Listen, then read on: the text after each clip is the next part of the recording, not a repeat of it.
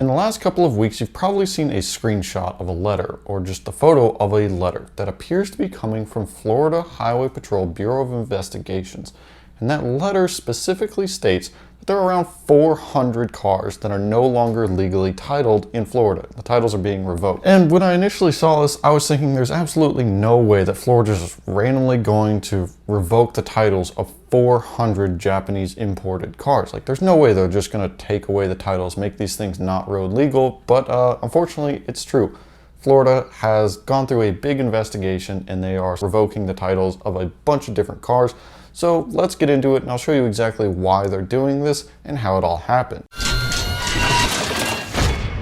So this whole thing stems from an investigation regarding fraudulent applications for titles, and it comes from mainly three companies. That's Soho Imports LLC, Soho Alliance LLC, and J-Spec Garage LLC, all three of which are owned by the same guy. Now there are a couple of other people and some other companies involved, but those three companies are the main offenders. So with that, Soho Alliance and Soho Imports are the same entity, and they're run by Andres Diaz, who was recently arrested, and his companies had their Florida vehicles dealers licenses revoked. J-Spec Garage is also owned by the same guy. And between those three companies and the 400 car list, basically every single car on the list came from one of these three companies. Now I want to say big shout out to gentlemanracer.com for digging into this and really coming up with a lot of info that people previously didn't have access to.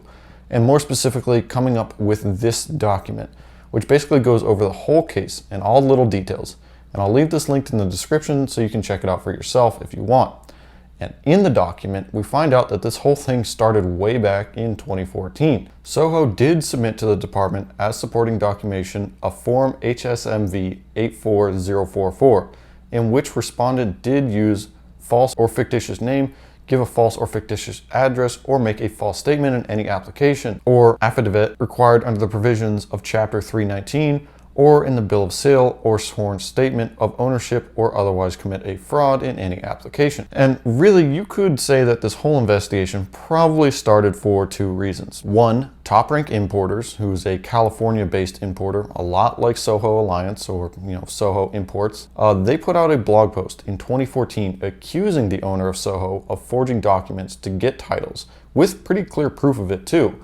And then number two, it's a lot of YouTubers and internet influencers who are flexing and flaunting illegally imported cars and literally saying that they're illegally imported, just straight up telling everybody that they're not legal and then thinking nothing of it, thinking that there would be no consequences to come. What's really interesting about the blog post from Top Rank Importers is that it shows how simple this whole thing was. The quote-unquote forging of the documents was pretty much just checking some boxes that weren't supposed to be checked, which claims that these cars had certain certification labels for US road use when they in fact didn't.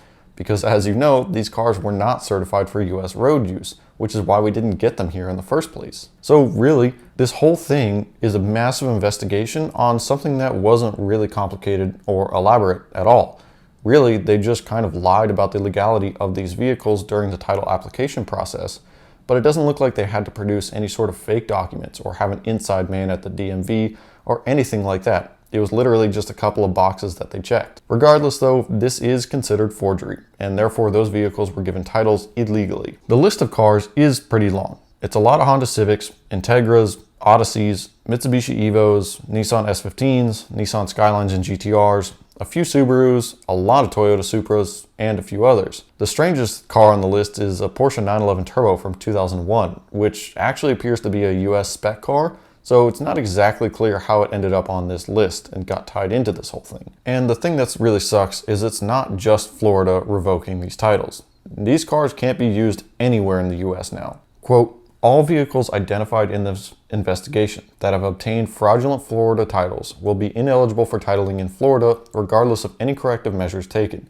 Furthermore, the United States Department of Homeland Security has notified the Florida Highway Patrol that all vehicles in this investigation that have had a Florida title canceled/revoked have been placed on a contraband list and would be ineligible for title or registration in any state. So that means if you own one of these 400 cars, you're basically completely f***ed. There's nothing you can do. These cars are no longer road legal, cannot be titled or registered in any state, including Florida, where the whole thing started, and now it's considered a piece of contraband. So you basically have three options. Never drive the car on the road and only keep it on private property or trailer it to any show that you want to go to or anything like that. Number two, export it to a country where you can actually drive it. So if you have another house in another country, or if you're a dual citizen or something like that, export it out of the US to a country where you can actually drive it. Or number three, literally just give it back to customs as a piece of contraband and you'll get no money for it or anything. And presumably they'll do basically just nothing with it other than just crushing it. I understand that these vehicles aren't considered, quote, legal, but to fuck over the owners of these vehicles doesn't seem right. It's not the owner's fault that the importer did illegal things to get the title for the car.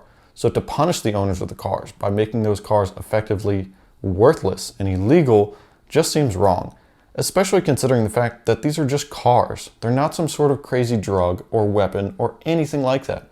It's literally just a car that didn't meet the exact US specifications for safety or emissions. These cars aren't some sort of menace to public safety or air quality or anything like that. They are quite literally just cars, just like every other car on the road.